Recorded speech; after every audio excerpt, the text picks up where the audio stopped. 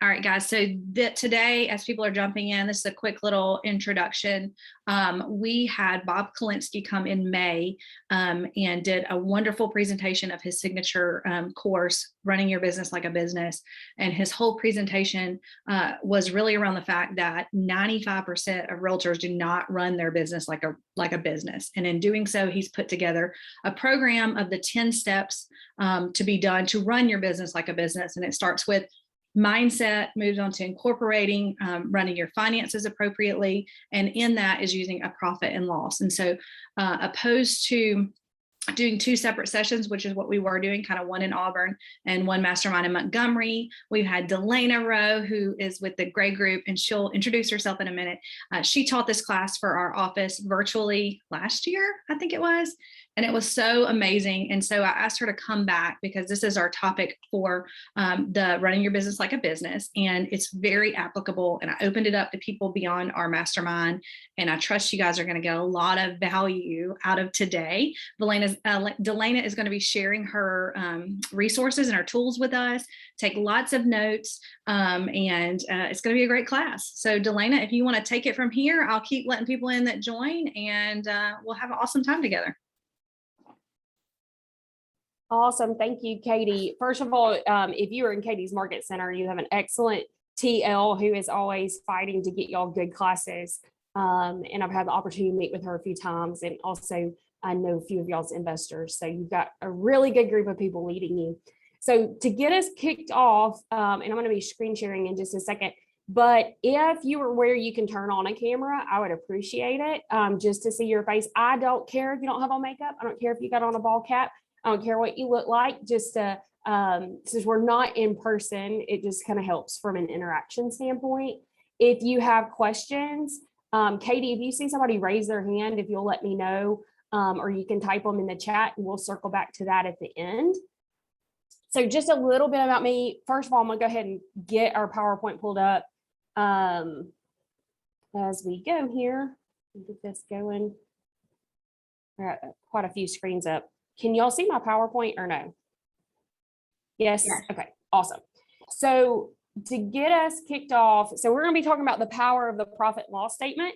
I know it doesn't sound sexy. It's not everybody's favorite topic. I am the nerd of our team, or as my coach, she lovingly calls me a geek. So I just embrace it.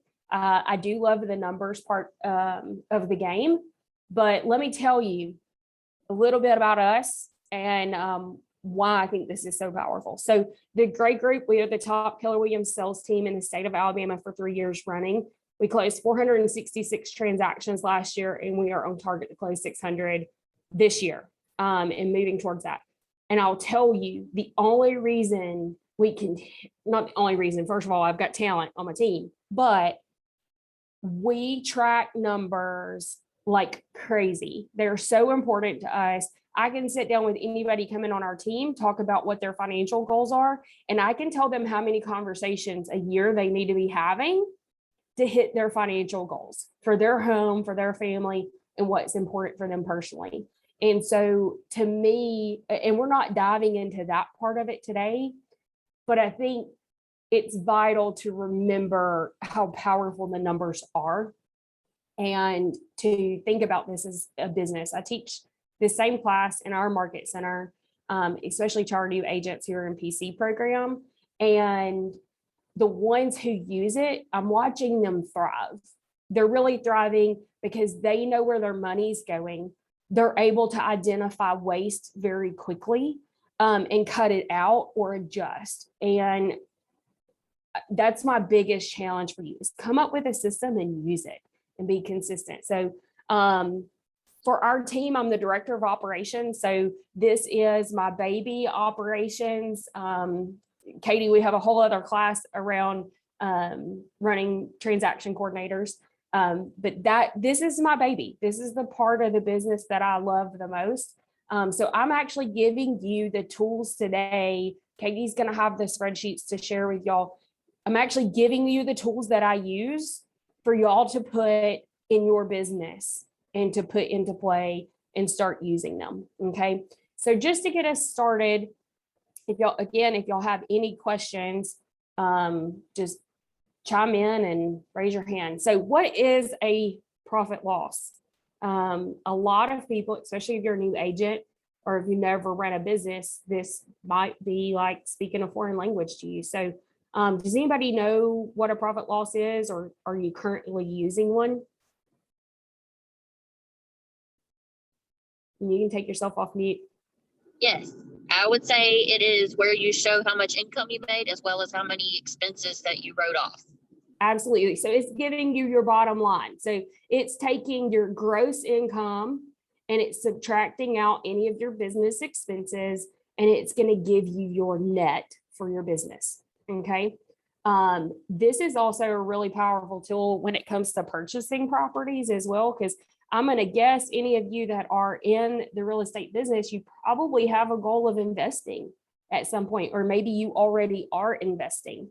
So according to Investopedia online, so the equivalent of Wikipedia, but a P&L statement provides an ongoing record of a company's financial condition and are used by creditors, market analysts, and investors to evaluate a company's financial soundness and growth potential. And I love this, growth potential, because that's really what I'm tapping into for y'all today, is how to grow your business and how to use the numbers to help guide you through that. Okay. This is also really valuable. One of the things that we've been working with our team members this year is we have over half of our team, their goal is to invest in real estate, because it's what we know. We make other people money from investing.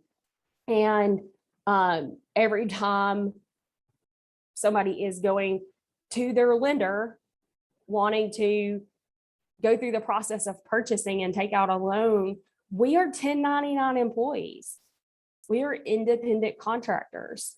Okay. So we have a couple more hoops to jump through from a financial standpoint, and having this is going to help you. Okay.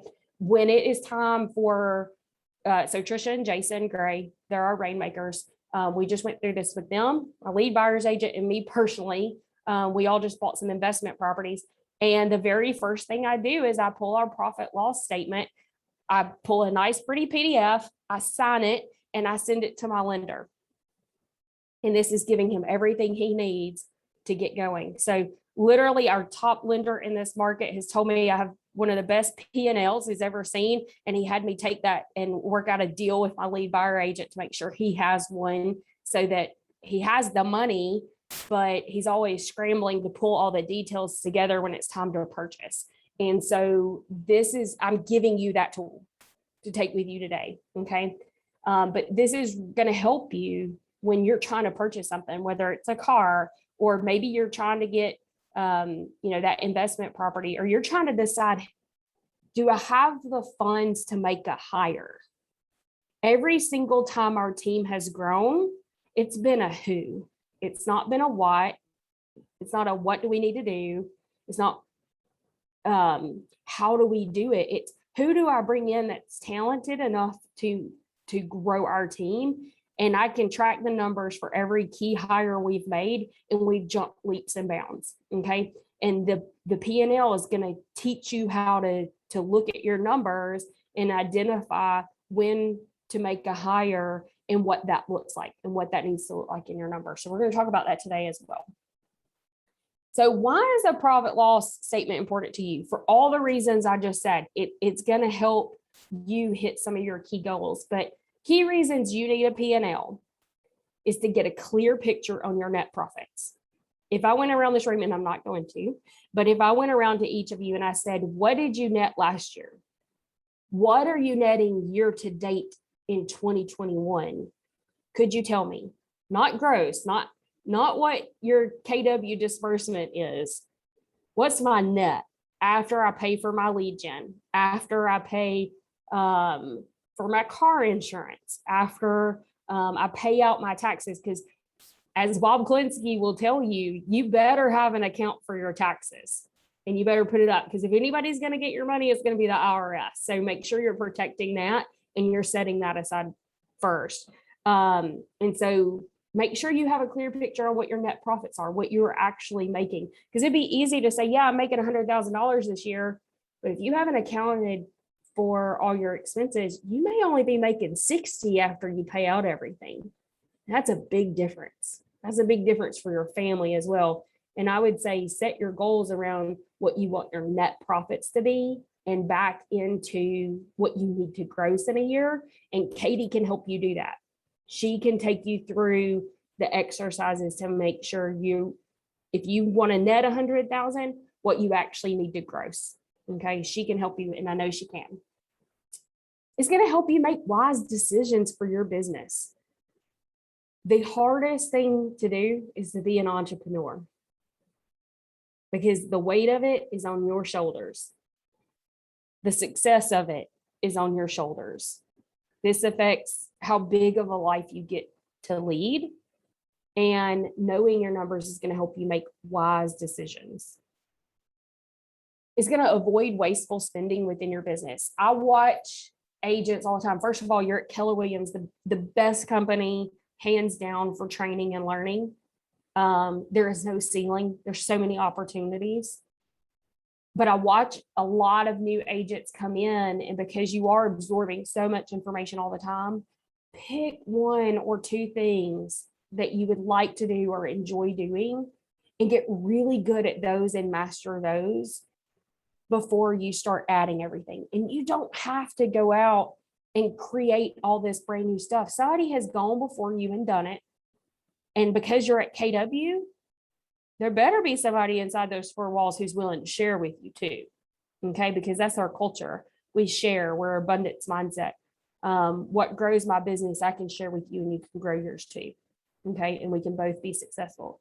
But I watch a lot of new agents, it's like throwing darts in the wall. They get all these different ideas and they're going to try one for 30 days and they get bored with it, or they don't see an immediate return and they go and try something else. I say try things for 90 days. You try a new concept. If it's a newsletter or, I'm going to go door knock so many neighborhoods. 2 weeks of it or a month may not show you that exact return. You really want to visit this quarterly. And if quarterly you're not seeing a return on that or some traction, then you need to adjust. You've got to adapt. Don't keep wasting your money on something that's not working. But I do challenge you to give it a quarterly go before you make that complete move. And then just identify your ROI, your return on investment. Where I'm putting my money, am I getting a return on it? If I'm running Facebook ads, which by the way, you need to be running those through command. It gives us so much buying power. If you just go to your Facebook and run an ad, it's going to cost you a little bit more. But think about it like Walmart or a Lowe's or a Home Depot. You know why their prices are lower is because they're buying in bulk. Okay, so we're one of Facebook's top clients because essentially we're buying in bulk because we're buying those leads. We have ran the numbers. We've done this with our team. We've ran independent ads through Facebook and we ran them through command. And we see that our cost per lead is a lot lower through command, but our return's the same as far as what kind of business we're actually converting. And so we know if we're getting the same conversion, but I'm spending $1.27 a lead versus $3.27 a lead. Well, because I'm tracking it and keeping up with it, I know that. And I know I'm going to run my ads through command because of it, or wherever else you're spending money. Okay. So it's going to help you see that. So what you're going to get from me today from spending this hour with me. Okay.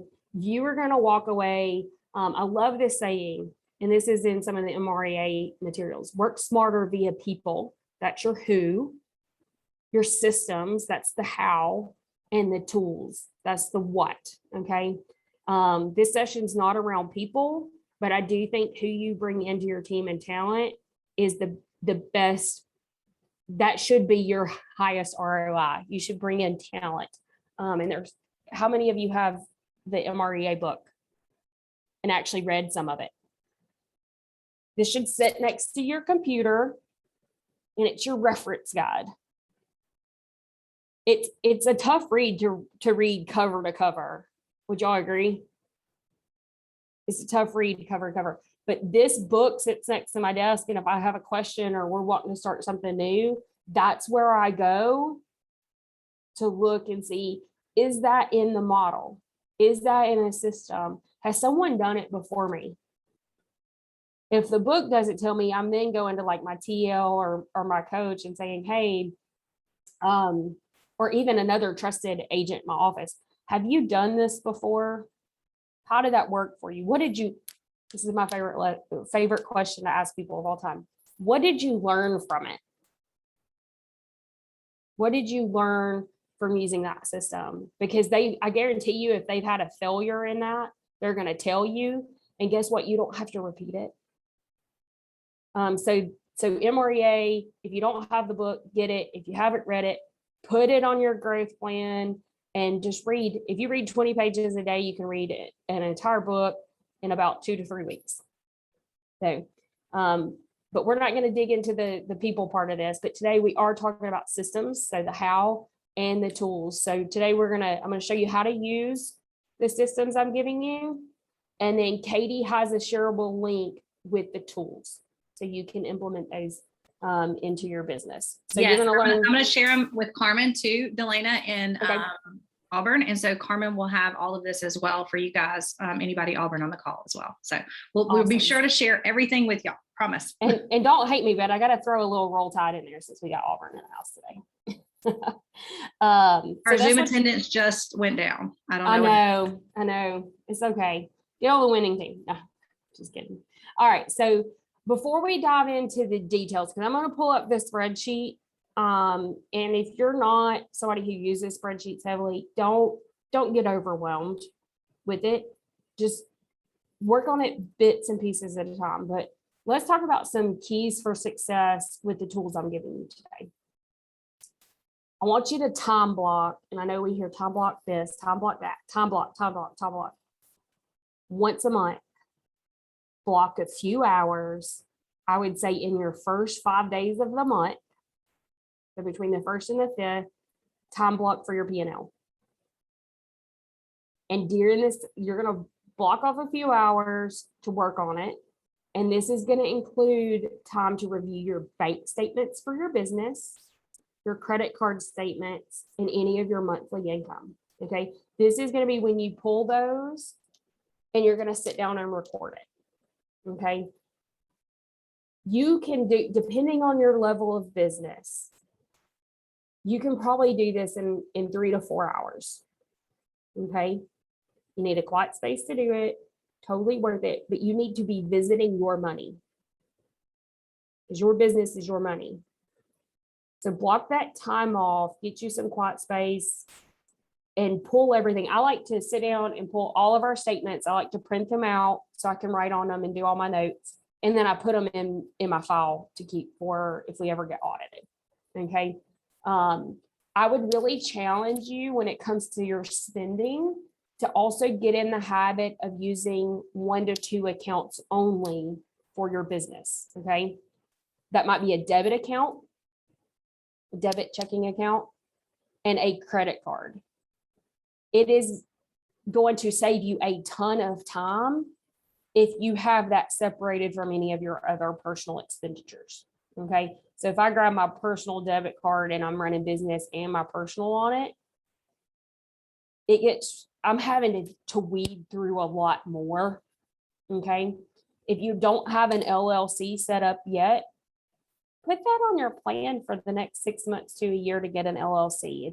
It's a liability protection for you, but then you can set up those business accounts as well. But having those separated is going to be key. We really function our entire team off of 2 accounts. It's a checking and bank account and 1 credit card. Okay. And everything runs through it and nothing personal gets put on it. If my Rainmaker puts something on there that's personal, the next month I'm going back and I'm like, you need to change that subscription. It doesn't hit this card. You need to put that on your personal card. I don't want to see it. So that's going to make it a lot faster and more efficient for you. Okay. So time block for that. I suggest the 1st to the 5th of the month. You need to set that time aside. Be consistent.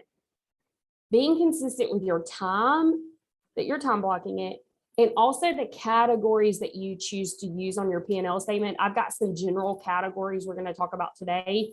You may choose to add or change and modify a few of these. I challenge you not to, because the MREA model is based around what these categories are, but you can certainly determine what you want to put in each one. And maybe you want to set yourself a little key of, I want my Google storage account, I want it to always hit in a particular account, like my technology. Okay. It's going to help you win with your investments, because if you're consistent with what category you're putting it in, it's going to help you really identify that ROI. Okay. Lead with revenue. Leading with revenue simply means that you spend money that you've already made from sales, rather than spending money you don't have. Okay. If you're just getting started, I know that's probably going to be a little more challenging, but squirrel away some money so that you're getting that savings, so that you're spending stuff that you already have versus what you don't have yet. And when I say to leading with revenue, determine what you want to net and get with Katie to build out, or your TL for Auburn, determine what I need to gross in order to have that take home pay. Okay. If you want to pay yourself a salary out of that account, that's something, and talk to your CPA. I'm not an accountant.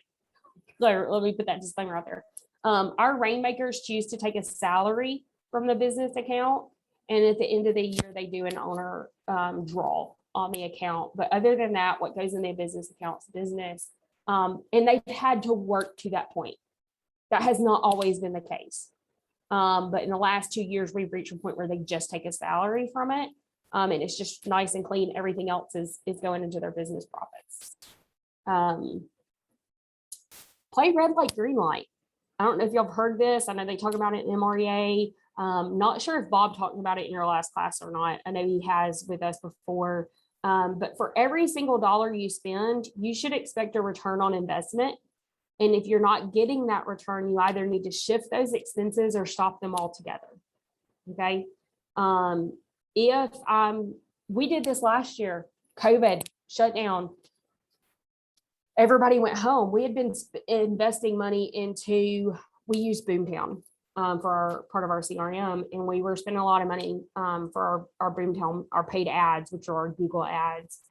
And we immediately daily were like looking at our numbers when we sent everybody home and we were in shutdown. I set all of our staff down. And I said, look, I don't want to scare you, but 4 of us have gone through a market downturn before, and they're not fun. We don't know that's what's going to happen right now, but we're going to anticipate it could. And so for the next 90 days, I want you to sit down with your home budgets, because I challenge our staff to do personal budgets as well. And I want you to determine what you can cut off, and cut it off immediately for 90 days. And I had our operations team sit down with their bank statements and go through and say, I don't need that Starbucks. I can make this at home. Do we need this particular subscription right now? Let's put it on hold for 90 days. Because I told them, I said, I don't want to scare you, but I also want to make sure you're protected. Because if you get frantic, it shows up at work, and we want to make sure we protect our personal as well. But we did this with a business. We immediately sat down and said, where are we spending money and what can we cut off? What's not returning to us right now? Because we knew there was a potential hard shift. Granted, we got real lucky that our hard shift was a hard shift up, but it could have gone the other way. But we also, because we were really watching this and watching where we were investing our money, we immediately realized that our top converters were from Facebook. This was last year, it's changed. But we sat down and we're like, wait, everybody's at home. They're on Facebook. Why don't we take all this money that we're spending on these Google ads? Let's cut that down to a minimum, and let's shift this money to Facebook where everybody's at, because they're at home and they're bored or they don't know what's going on. And let's get in that space. And that's what we did. And that became one of our top lead sources last year. from an internet lead perspective. It has since changed. We visit that quarterly. We look at our lead sources. So I don't have this on this P&L, but you need to be keeping up with your lead sources somewhere.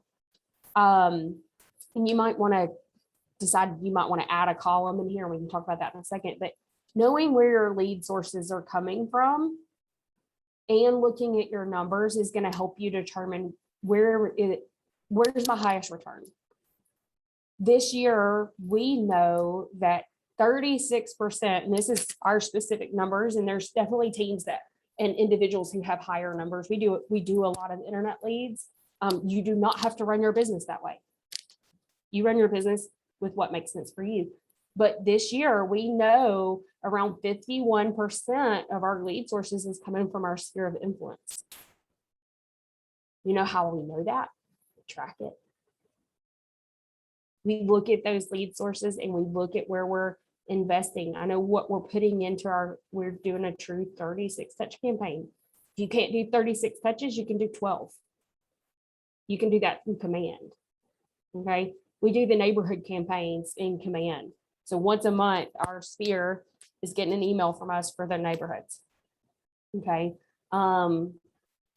We do a newsletter quarterly. All that runs through command. It's not costing us money. But then we do other high touch items, and we're seeing those returns because we're tracking it. So that red light, green light is going to help you. And if you start seeing you're overspending and not getting a return, this is where you identify where you're bleeding. You bandage it up, you stop it, and you shift. All right, here's where we get into the fun stuff of the P&L. So this is the budget model from the Millionaire Real Estate Agent. We function our team off of this. Others have gone before us. They have learned some best practices, and we follow in their footsteps. We aren't recreating it, okay? This is on page 193 of the MREA book. Now, if you are taking any national KW classes, you're going to hear them reference the MREA 2. It's not out yet. Katie, I don't have this in that folder, but I will add it. I do have the MREA 2 budget model because the numbers are a little bit different. Do you have it? It should be in your ALC guides. From last year? I think so. I pulled it from Trisha. I had to go hunt it down, but okay. I have a copy of it. I'm not real sure where she got it from. It's one of the ALC guides. So I will drop that in the folder for you today. Perfect. And then I'll check to see what I have too, because maybe I have it and I just didn't know I was that cool. You were super cool. I bet it's in your ALC guides. All right, we'll check. So the MREA 2 is going to be adjusted a little bit, like the salaries are different, but it gives you best practice percentages for you to follow. And if you're within those, the beautiful thing about this is when we start feeling stretched, when our operations is feeling stretched, or maybe even our agents are getting more leads than they can work, then we can look at that and we know that's where we need to make a hire. I either need to bring another agent on, or maybe I need another TC, or maybe I need to outsource some marketing and get it off of my director of marketing. Knowing where I fall within those percentages, typically when we feel stretched, this is what I've figured out over the last few years, when we start physically feeling stretched, or somebody's staying late at the office because they're not getting their work done, and I know they're doing their work, they're not goofing off, and then I go and pull that P&L and I see, oh, we're not hitting that 12%. I'm only at 8% on my salaries, and my people are feeling stretched. That's my key indicator that I need to make a hire. Or if I look at that lead generation and we're not hitting our goals, and I look at it and I'm underspending in that, then I need to boost it and feed my people. I don't know if I have any teams or team lead, like actual rainmakers on this call, or if it's mostly individual. I imagine it's kind of a mixed basket. If you are running a team or you want to run a team, and I have this conversation all the time, just like water cooler talk. You have to feed your people. If you are going to be a rainmaker and you want people to be successful, you cannot be greedy. You have to feed your people. You have to invest in lead generation, and you've got to give those leads to them. You are here to build a big life. And in order to do that, you got to move some things off of your plate, right? And in order to keep that talent and to keep really good agents on your team, you got to feed them. You got to make sure they're hitting their personal goals, and you got to make sure that they're able to take care of their families. Don't fail them. So knowing your number, if you don't know this, if you don't know your numbers, you're failing your team. You're failing the people you're bringing in. So take the bull by the horns, figure out the numbers. If you're not good with it, find somebody who is. Maybe you have an admin, or maybe you have somebody in the office who can help teach you this. Everybody's not great at it. That's okay. But you need to be visiting them. Okay. But these percentages right here, and these are best practices for $1 million business. Okay. So you're going to trial and error. Your goal may be to make 100,000 this year, and you're going to adjust. But if you follow these percentages right here, it's going to keep you on course to hit your goals. Okay. And it's going to tell you when to stop spending, or when you need to. A lot of times we find it's where we need to spend. Maybe we're not spending enough in those categories. I'm going to jump out of here. And while I'm pulling it up, I'm going to pull up our actual P&L spreadsheet, which is getting shared with you. Do y'all have any questions so far, or ahas? I added to the chat, Delana, when you were talking, and you were talking about failing your team. If you don't know your numbers, you're failing your future opportunities as well. Yes. You're never going to be as successful as you could be if you're neglecting tracking your numbers and knowing your numbers. Mm-hmm. And this, for me, this is the fun part of the business, but for a lot of people, it's not. So I kind of navigate having a husband and wife team, and I'm their director of operations. Before I took this position, I sat both of them down. I said, "Hey, are you sure you want me in this space? Because I'm about to be in your bank accounts, I'm about to be all up in your business." And Jason, who is the free spirit, he's the spender of their marriage. I was like, Jason, that also means there's going to be times I come to you and I told you no about your own money. Are you good with that? And he makes a joke of it now, because he gets his salary and he has to be within that. And Trisha is the numbers person. Every Thursday, this is the coolest thing about them. I love this. I think this is so amazing example of a marriage as well. Every Thursday, they go to lunch together. That's their business meeting. And the P&L goes with them every Thursday. Trisha prints it. And every Thursday, they look at their P&L and they evaluate where we need to spend or where we need to cut back as a team. If you're on your own, maybe you set that lunch date with yourself and pull this, even if it's just once a month, and go and sit with it. So this is the profit loss. This is the spreadsheet. This is the tool that I'm sending to Katie and Carmen to share with you. One housekeeping item. This is important, and it's in the instructions I emailed out this morning. You're going to go, when you get a hold of this and you want to start your own, make sure you go to File and make a copy, and make yourself a local copy. Okay. I always suggest having 2 copies. Make a blank copy and then make a working copy for the year that you're in. And the reason I do this is that way you don't have cleanup at the end of the year before you're starting your next year. You can just take that blank one and make you another copy and go 2022 profit loss. Okay. So make sure you're making a copy. If you don't make a copy and you make changes to the one that's in folder, everybody's going to be able to see your work. So you don't want to share that. So just make sure you're making yourself a copy. Okay. So the very front tab, can y'all see the tabs on here? gonna have to move you around a little bit on my screen. So at the very bottom, you're gonna have several tabs. This first tab, the financial statement, you're really not dropping in anything on this tab. There's a couple of places where you'll drop something in, but I actually have the tabs coded to where it's gonna pull your information over.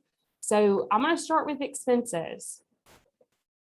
When you go in here, these are broke out by month. These are going to automatically tally for you. So if you are running any salaries, if you've got an admin that you're paying, this is where we put it in here. So let's say, Sarah, I'm going to pay you some money. You're helping me out. And I like to put in my check numbers if I'm writing them a physical check. That way, if the IRS ever comes back, I know exactly what I did. I know what check number I'm looking for. And then you may want to put in the pay date. So if I was paying you this week, you'd be getting paid on the 17th. And then the amount. So I'm going to pay you $2,000. Okay. Whatever you're putting in your salaries here, it's going to automatically pull over into your financial statement for you. You can see that 2,000 popped up here. Okay. So again, you're not physically putting numbers on that financial statement. Anything you put in it's going to pull over for you. Okay. So let's talk a little bit about the categories. So salaries, this is going to be anyone that you're paying, maybe they're W-2. If you 1099 them, you can put it here or you can put it under professional services. We have a little bit of both.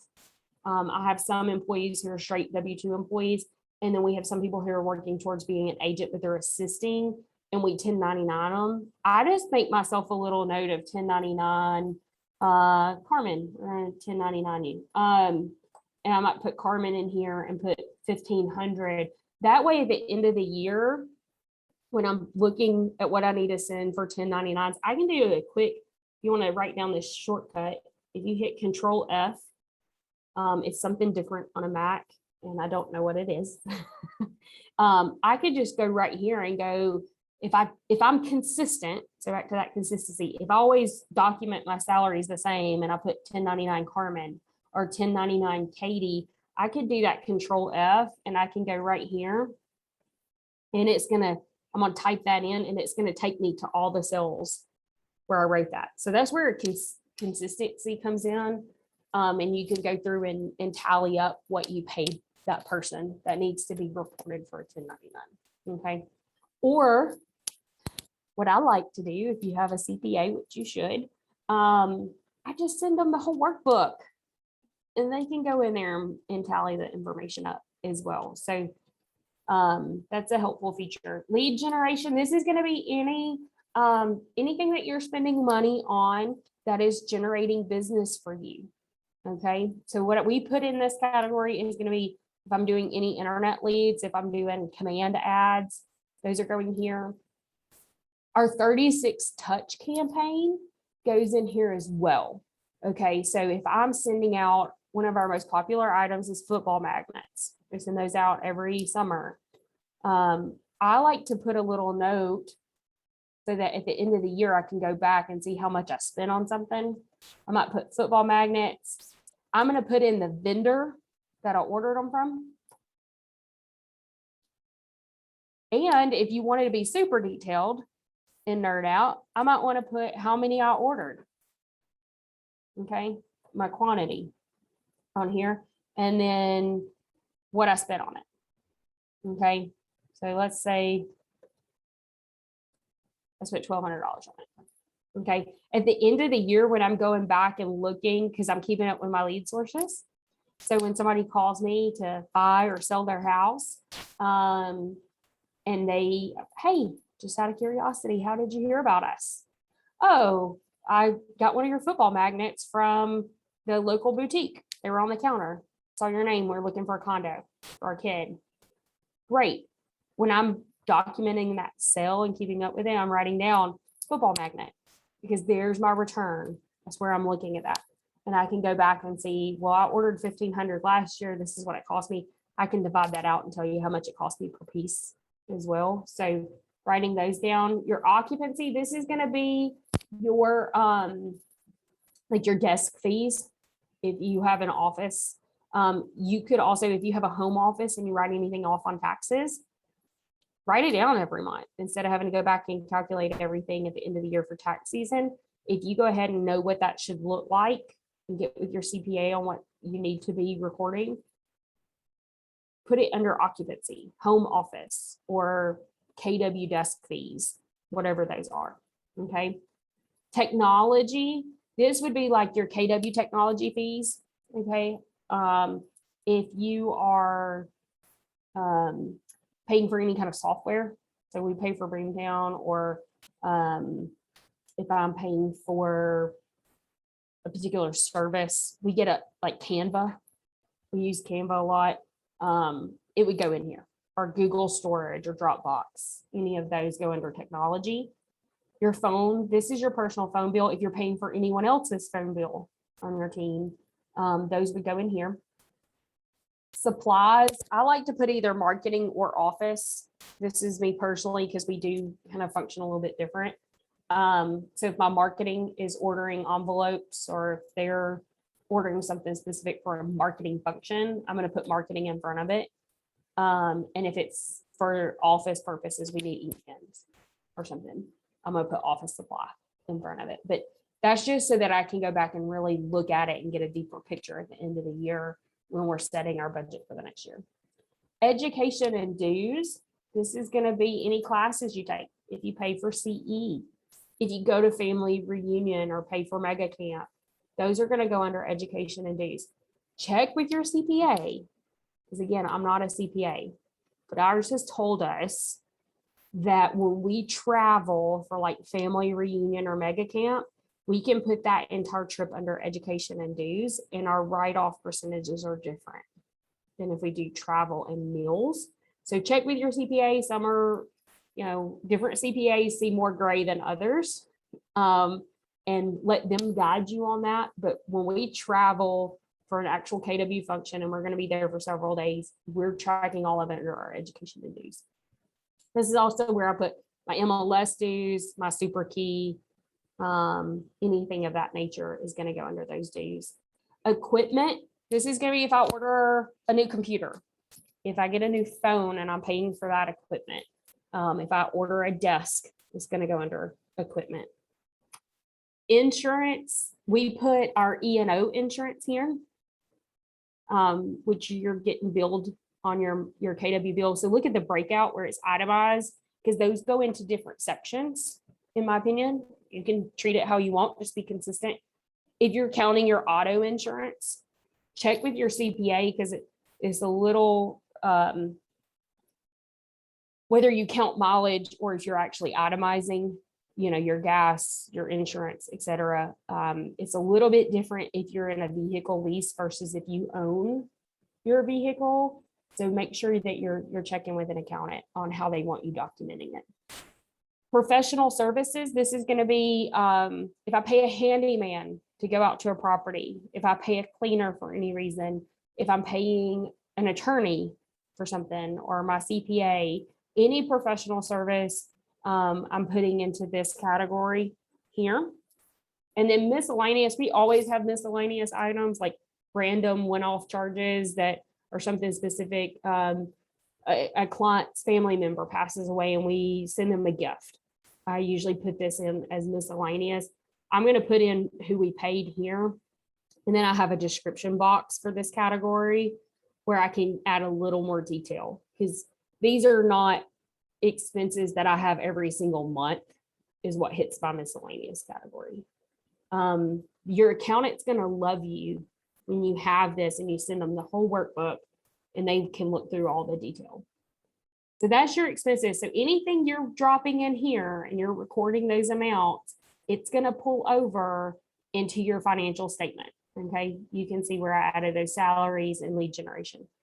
What's really cool about this is if you come over here, and I don't have my income in yet, it's going to calculate your percentages for you in just a minute. Okay. So that's expenses. Do y'all have any questions about expenses, or maybe categories, or what we drop into certain categories?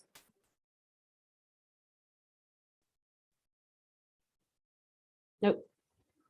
Okay. And you can always reference MREA for a guide post as well. All right, let's see. Move my little bar here. All right. Income. I have this set to auto calculate a few things. If it doesn't work right for you or your percentages are different. Katie, are y'all on a 70-30? Or Yes, 80? ma'am. Carmen, are y'all on a 70-30? Yes. Okay, perfect. So some market centers are a little bit different. I have this set up to a 70-30 where it'll auto calculate for you. Now, if you ever pay, like you take something off the top of your commissions, like say to get a deal done, you had to pay for a repair, you might have to drop in some hard numbers here, but otherwise it should calculate.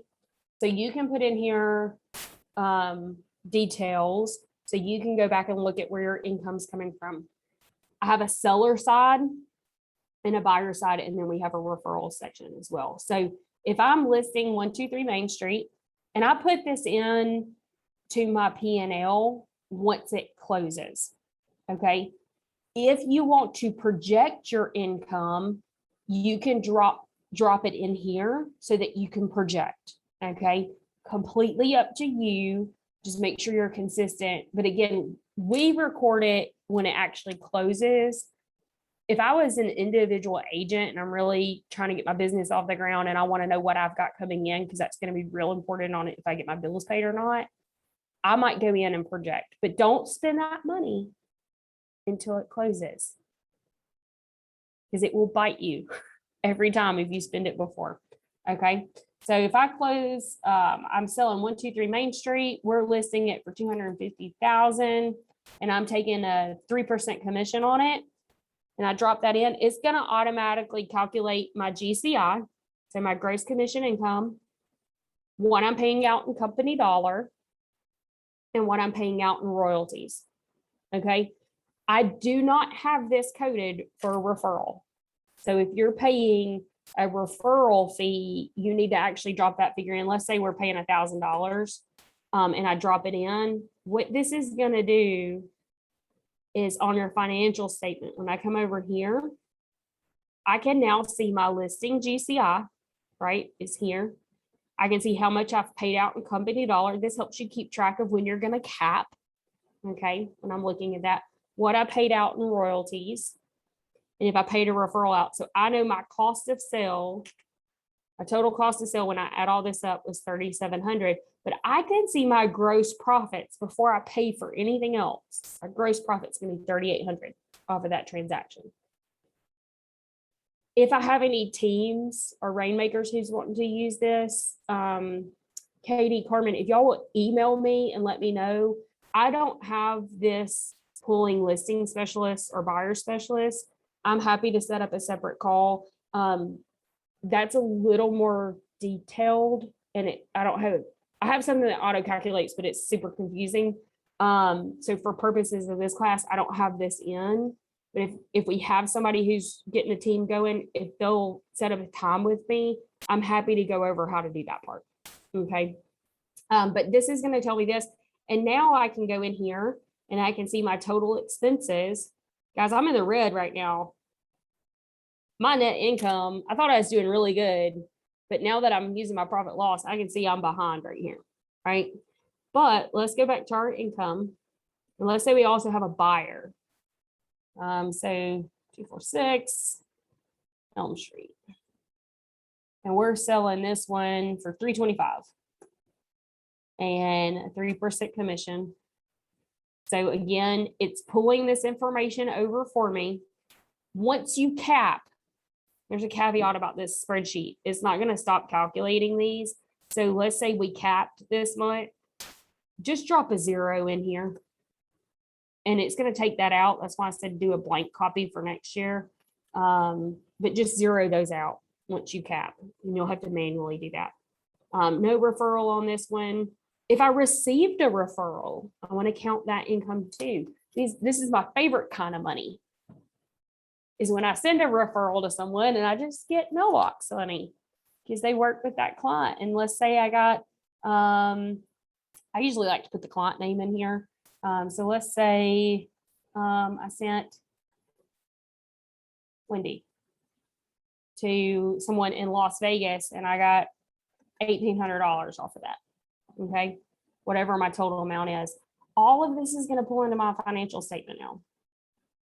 Okay, so it's pulling in my GCI. So before anything's paid out, after my company dollar, my royalties are paid out. This is my gross company profit. Then I've got my expenses. If I go down here, something that's not on your expense sheet that you would have to drop in, if you receive other income, I have one for profit share in here. If you're not building your profit share, easiest, it's the best money. I love profit share. And then let's say you have some rental properties, you can always just add rows by clicking over here. And you can do insert above and add a row. So I might put that I have a rental property. Maybe I want to record that income in here. You can, but you're going to manually drop these numbers here. So let's say you got $350 in profit share this month. You can go in and drop that in. And then I have our taxes in here. You can change this. I do it so they don't estimate my taxes, so I know what to move into my tax account, because Bob Collins is going to tell you, you better have a bucket for your taxes, right? So set up a separate bank account, separate savings account for your taxes. And I like to overestimate so that I give myself a return, or depending on what you're making, and you may want to modify this based on what your income is. I have it calculated 30%. That's very conservative. If you're making, I think it's over 250,000, you're going to be hitting that 30 or 35%. I don't remember the exact tax brackets, but 30%, if you're making under 250,000, that's going to be conservative and should cover you. But check with your accountant. They might give you an exact percentage, but I have it calculated 30%. So I would come down here and look and say, I need to move $3,574 over to my tax bucket, my tax savings account. And at the bottom, I can see exactly how much I net. That's how much money that our business actually made. Okay. And like we were talking about those percentages earlier, when I go back up here to this salaries, once you drop in your income, is going to tell you I'm overspending on my salaries. Carmen, I don't have to cut you. So I can see if I'm overspending or not. So this is going to give you those percentages. And again, these are the percentages right here in your expenses right here. These percentages, when those calculate for you, this is it right here. Okay. I have the same category set up with the exception of the miscellaneous one. I have the same category set up on our profit loss to match the MREA model. And this is the percentages I'm looking at every month as my guide. Am I in bounds or am I out of bounds? If I'm out of bounds, I need to red light myself. If I'm in bounds, I've got a green light to spend in that category if I need to. Or maybe it's telling me I need to. Maybe I need to invest more in my lead generation, or I need to invest more in a person. Okay. So this is going to be your guidepost. And I'm always comparing it to these numbers. Now, depending on your earning and the level that you earn at, those can be different. The percentages change as you move into different tiers, which is on that MREA 2 that I'm going to drop into that folder for y'all. So that's the big picture of the profit loss. I have just a couple of things right here. So we've got our expense categories, our income. I'll go through and clean this up before y'all start messing with it. And then if you need just a quick definition of what each of these things are and what it translates to for interpretation, I've got quick definitions in here for you as well. So you know what the income, the cost of sale, what those are. Okay. So that's pretty much wraps up profit loss at a very high level. Sarah, yes, I will be sending the spreadsheet out. You'll be getting that. I'm looking at our chat here. Any questions? Hi, Delana. One question I have. going back to that financial statement, Mhm. that bottom number that we netted, how Mhm. much of that do you recommend? Like, yeah, that 39.90. How much of that do you recommend putting back into the business versus putting in our personal account? I think that just depends on your individual personal Okay. circumstances. And as you grow, you're going to adjust. Okay. So Mhm. I would say, look, this is where a personal component comes in. Mhm. Sit down with your personal household budget and determine what income do I need to sustain my home, my four walls, take care of my kids, feed everybody. We got a roof over our heads. We got clothes, right? Mhm. Determine what your number is. Everybody's game is different. Okay. The number you need and the number that Sarah need may look completely different. Okay. So I'm going to look at my household budget and say, I need to bring home X number of dollars Mhm. to make sure I maintain our level of living and take care of my children in my house. And anything over that's profit for my business to pour back into the business. So if that number for you were say $3,500, then Mhm. I would take that 400 and keep it in your operating. Pay yourself, and adjust as you need. And remember, this business ebbs and flows. Mhm. And if you have a really good month, you need to be putting that money in your operating account and protecting it, or you're going to spend it because it's in a checking account, put it in a savings account and put it at something that's not linked digitally where it's real easy to transfer the money if you need to. Mhm. Because I know sometimes that's hard and we all have to learn that discipline. Move it to an account where you physically have to go pull the money to move it to a different bank if you think you're going to spend it. Got Okay. it. Or if you think you're going to spend it, find you an accountability partner that you trust that you can go to and be like, man, I got a trigger finger. I want to go and I want to go buy that bag, that handbag. Look, remember this, if you want to invest in properties, every expensive handbag, I'd rather have the property. Mhm. Okay. And if that's your goal, you need to be real clear on it and have somebody to hold you accountable and be like, girl, you don't need that handbag. You don't need those fancy shoes. You're gonna wear them out walking around because you're selling so many houses. Go put that in your investment account. So set up different buckets based on your goal. But I would say to determine what you're putting back into your operating. See, there's your accountability partner. Yep. That Tiffany. is. Tiffany spoke up. She's not gonna let this pass. Yeah. So I would say determine what your household needs to be, what your income needs to be, and anything over that, use that back into your business.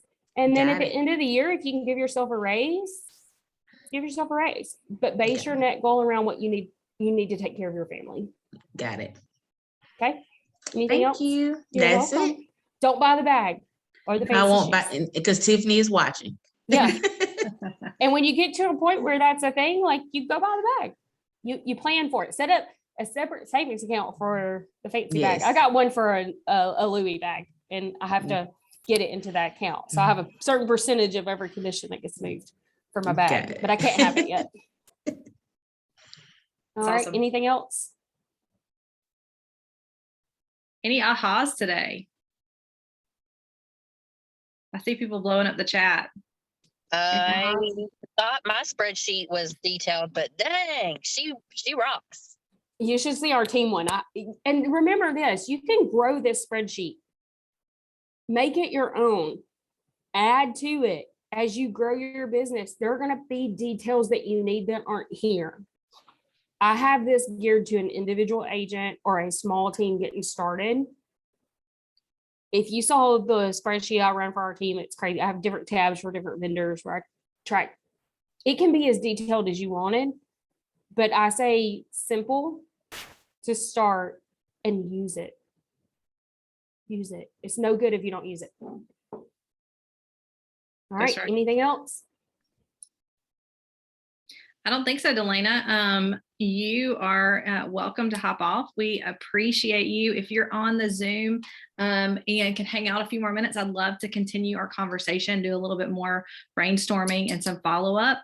But Delana, we appreciate you and we're so thankful to you. This has been tremendous. And I know we have a lot of phenomenal agents that are excited to use it. So let's see, we've got some. It was so perfect. I was stressing on how to get done. Anyone have any CPA recommendations? Shacarol, hit her up with Coco. Let's see. Oh, you already got it, Shacarol. Look, I'm not even reading the chat fast enough. There you go. Well, I really appreciate y'all. Thank you for your participation. And Katie, and Carmen both. I'm working on some classes for 2022, just about building teams and the operations component or hiring your first admin. That's something I do here in our market center. I'm just trying to clean up a program.